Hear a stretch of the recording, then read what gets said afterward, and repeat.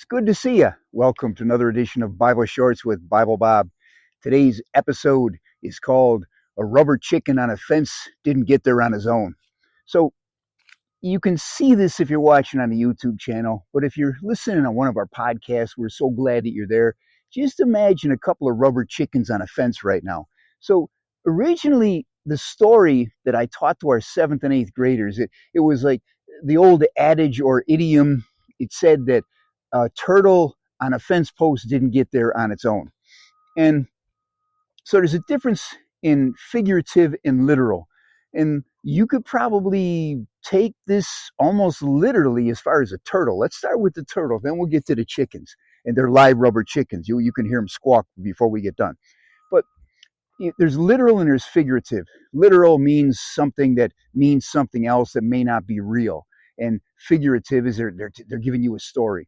So the turtle on a fence post allegedly comes about, from my research, is a farmer was mowing his hay or clearing the land or harvesting his crops, and he knew that there were turtles in a certain part of the area. Well, he watched from his tractor, and when he spotted one of them little turtle guys down there, he jumped out, took the turtle, put it on a fence post so it was safe until he finished mowing. Then he'd come back and get it down. So the idiom is used, and I'm saying idiom, not idiot, okay? Make sure you hear me and enunciate clearly. But the story behind it is like in business. You don't get to the top on your own. You get help. In anything in life, somewhere along the line, you had to have help. If you want to break it down as simplistically as your mother gave you birth, or perhaps God knew you before you were even formed in the womb and had a plan for your life.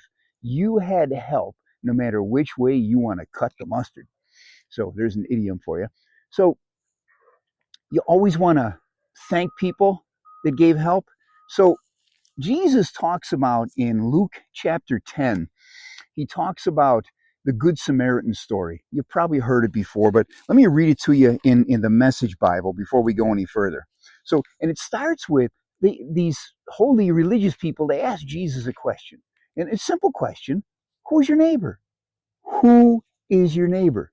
Well, right now I got 3 neighbors. They're kind of like neighbors, but we'll get to that later. So who is your neighbor? So Jesus answers by telling a story in the grand Jesus parabolic tradition, we'll call it. So in the Message Bible, starting at verse 30, Jesus answered by telling a story. There was once a man traveling from Jerusalem to Jericho. On the way, he was attacked by robbers. They took his clothes, beat him up, and went off, leaving him half dead. Luckily, a priest just happened to be walking by, was on his way down the same road when he saw him, but the guy angled across to the other side, leaving the robber over on that side. So, when then a Levite religious man showed up, and he also avoided the injured man. Verse 33 to 35. A Samaritan traveling the road came upon him, and when he saw the man's condition, his heart went out to him. He gave him first aid, disinfecting and bandaging the wounds. Then he lifted him onto his donkey, led him to an inn, and made him comfortable. In the morning, he took out 2 silver coins and gave them to the innkeeper, saying, "Take good care of him. If it costs any more, put it on my bill. I'll pay you on my way back." And then Jesus finishes by asking his question, "What do you think? Which of these 3 became a neighbor to the man attacked by robbers?" In verse 37, they answer, the religion scholar, the one who treated him kindly. And Jesus says, "Go and do the same." So Jesus went the extra mile. And I originally titled this podcast video, "Can a turtle on a fence post go the extra mile?" And the point behind me naming it that is that somebody had to help you get to the top. When you're on the top, can you help somebody else get to the top? Will you go the extra mile to help somebody get to the top? All around the world, there are people wounded. There are people hurt. I mean, you think about being attacked by robbers, but truth be told, in our world, 1 in 3 girls will be sexually abused and 1 in 5 guys are sexually abused. Those are the statistics that show woundedness. People get hurt in churches.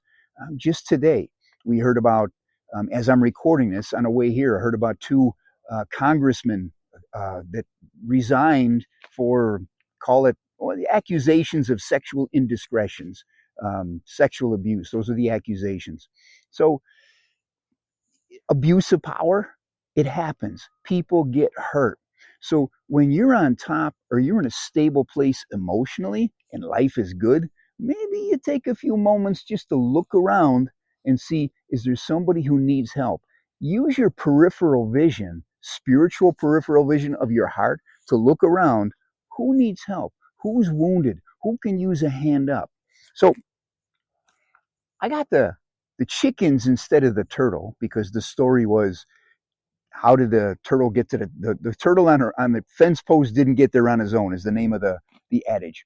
Well, I looked around, turtles were kind of expensive, and I thought I'm just going to use it once for a video, and then what am I going to do with it? And I didn't like the looks of the turtles. They didn't look real, and these guys look real. Okay, so I figured I got rubber chickens, and it's not on top of a fence post, but they're on the fence. So sometimes you might be on the fence. Maybe you're on the fence about this whole Jesus thing. Maybe you think that, well, hey, he was a religious person and I'm just not into that. I'm basically a good person. I'm living a good life and I'm on the fence.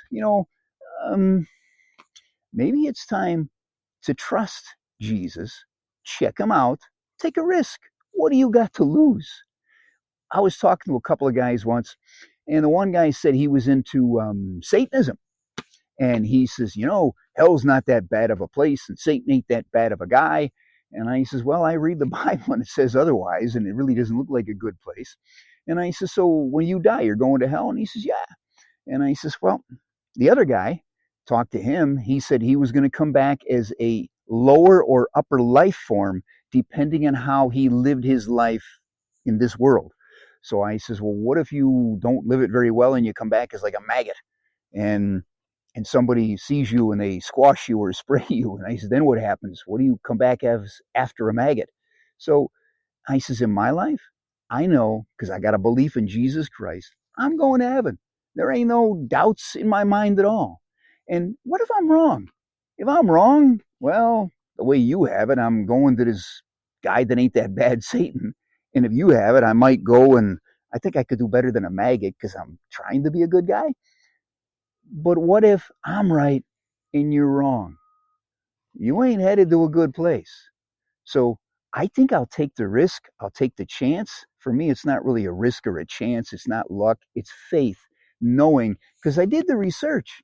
I didn't just say, well, hey, there's Jesus in the Bible. I'm going to believe this. So today might be a good day if you're on the fence to hop off and check Jesus out. Just saying. So now these guys here, I was wondering if we could like sing a song. Amazing grace, how sweet the sound. Okay, that's enough of that. I think they're falling off the fence. So, hey, thanks for being here. Appreciate your time. If you haven't subscribed yet, please tell somebody else to subscribe. We would love to do that. Thanks for your time. Oh, one last thing I forgot. I want to do this. I seen Mr. Rogers do this. Remember Mr. Rogers? So Mr. Rogers was that guy in Mr. Rogers' Neighborhood, and he had a really cool song. It's a beautiful day in the neighborhood. It's a beautiful day for a neighbor. Hi, neighbor. Won't you be my neighbor? So when I saw this video of him accepting an award after umpteen years of doing Mr. Rogers' Neighborhood, he asked people, he says, where you are today, you got some gratitude for somebody. Somebody did something for you. Maybe you had a lot of people, maybe you had a few people, but he says, what if we took 10 seconds and just thought about the people who did something nice for you? The people who went out of their way to do something nice. Maybe they gave you something, maybe they said something, maybe they lifted you up when you were down, but people who did something nice for you. Why don't we do that? I'll be like Mr. Rogers and I'll watch my watch. 10 seconds. Think of somebody that did something nice for you. Say a prayer of gratitude for them. Okay, ready? I got you. Go.